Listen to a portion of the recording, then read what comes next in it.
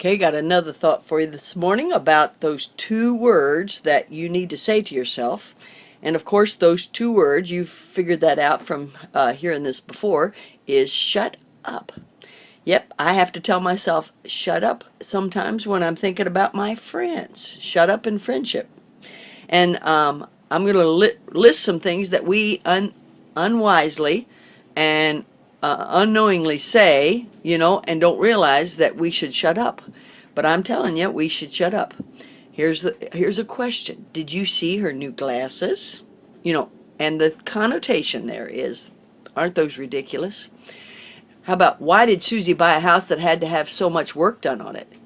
As if you're supposed to judge whether she gets a house that doesn't have work or does have work. Do you think red is really her hair color? You know what? That's really none of your business, so just shut up. We can go ahead and start because she's always late. Now, look, we all have friends that they have a problem being late. Can I tell you? And it's hard especially if you have a spirit of wanting to be early or always on time or even before time. But to point it out and make a big deal about it, you could just say, let's go ahead and start, and not even say that she's always late. Just, but to point out and put down somebody, that's so hard. Is she really going to take her kids to see Santa Claus?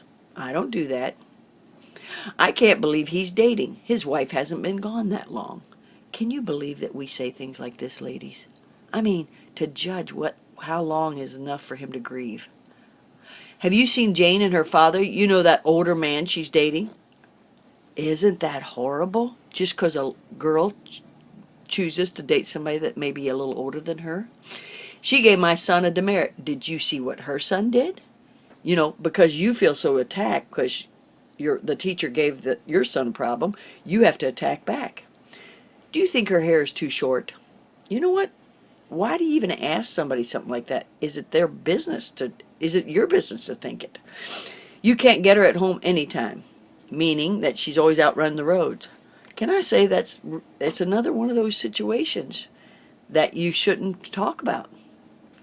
I'd have delicious meals too if all I did was stay at home. Oh my goodness. You feel so put down, ladies, that you don't have good planned meals, that you have to put down that lady and and put her down by saying that she doesn't do anything but just stay home. Isn't that sad? I'd hate to see what it takes to keep her in clothes, meaning she buys too many clothes or she has too many nice clothes. Wow. Wow. Do you see how venomous these statements are? I can't tell she's lost a pound. Woo! Isn't that horrible? Meaning you feel a little self-conscious about your weight, or you hate that she's bragging about losing weight. If she would eat right, she wouldn't be sick. Oh my. Ladies, how sad it is that we practice saying statements like this to each other about our friends. Proverbs 12:13 says, "The wicked is snared by the transgression of his lips, but the just shall come out of it." You know what? The snare that you're going to fall into by making these rash statements and saying these things to each other is that you're going to either lose a friendship or you're going to be marked a gossip. There's people that I sort of mark them in my mind, and when I'm around them, I'm very careful what I say, because I don't want them saying about me what they're saying to me about other people. Because I know that if you say something bad to me about her, that you're going to go to her and say something bad about me, because you get marked as a transgressor. Proverbs 13:3 says, "He that keepeth his mouth keepeth his life, but he that openeth wide his lips shall have destruction." So this is saying when you shut up, keep your mouth shut, then you're not going to have destruction. All these statements up here are very destructive, not only to the person you're talking about, but to you. So let's tell ourselves, shut up.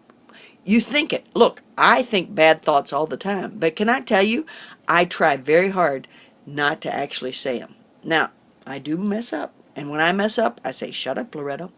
So why don't you say shut up and your name? Don't say shut up, Loretta, because I want you to say it to yourself. But let's practice shutting our mouths when we think things that are not building and are not edifying, that would hurt us.